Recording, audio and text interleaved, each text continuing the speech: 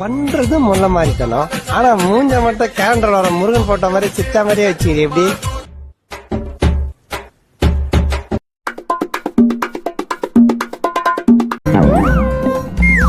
மூணு விஷயத்துக்காக எனக்கு இந்த பிக்னிக் ரொம்ப பிடிச்சிருக்கு.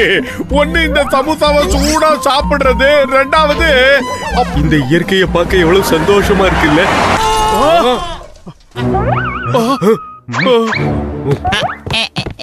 கொஞ்சம் இருக்க நான் செக் பண்ணி பாக்குறேன். டாக்டருக்கு வைத்தியம் பார்க்கணும் போல இருக்க. ஹலோ, கொஞ்சம் கண்ணை திறங்க ஐயா. ஹலோ, சீக்கிரம் வாங்க, ஹாஸ்பிடல்ல கொண்டு போய் இவனை சேர்க்கலாம். இப்போ டைம் ரொம்ப கம்மியா தான் இருக்கு. நான் ஒரு ரகசியத்தை உங்ககிட்ட சொல்லி ஆகணும். ராக் கார்டனுக்கு பின்னால ஒரு 10 கோடி ரூபாய் பணம் இருக்கு, போய் எடுத்துக்கங்க. ஆஹா, யார் பெத்த புள்ளிங்க தெரியலையே. 10 கோடி.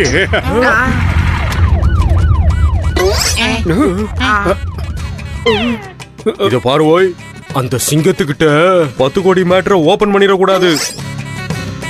ஏதோ வந்துட்டேன். இங்க இந்த பக்கம். என் பேர் இன்ஸ்பெக்டர் சிங்கம். இந்த இன்ஸ்பெக்டர் சிங்கத்துக்கிட்ட இருந்து தப்பிக்கிறது அவ்வளவு சுலபம் இல்ல. அதாவது இம்பாசிபிள். 1 வருஷமா நான் இவனை தேடிக்கிட்டு இருக்கேன். ஆனா இன்னைக்கு பிடிச்சிட்டேன். சொல்லுங்க, நான் இங்க வர்றதுக்கு முன்னாடி இவன் உங்ககிட்ட என்ன சொன்னான்? சொல்லு. அவன் ஒண்ணுமே சொல்லல சார். பாப்பான்னு பரலோகம் போயிட்டான். அப்படி எதுவும் சொல்லலன்னா அவன் வச்சிருந்த 100 கோடி ரூபாய் பையே அது எங்க இருக்கா? அத பத்தி சொன்னானா? 100 கோடியா? ஆஹா, இந்த பரதேசி 10 கோடி போய் சொல்லிட்டான். நம்பிக்கை துரோகம். மாத்திக்கிட்டியா?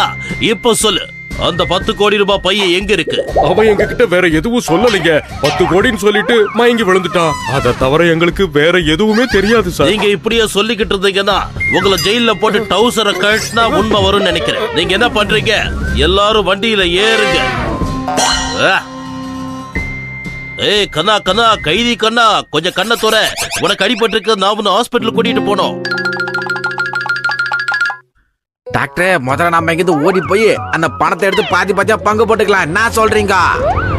ஏய் கண்ணை தோறடா கண்ணா. பட்லு, நாம மட்டும் எதுக்கு இங்க இருக்கணும்? சீக்கிரம் வா, அந்த 10 கோடி பையன் எங்க இருக்குன்னு நாம கண்டுபிடிச்சு நாமளே எடுத்துக்கலாம். நல்ல ஒரு ஐடியா.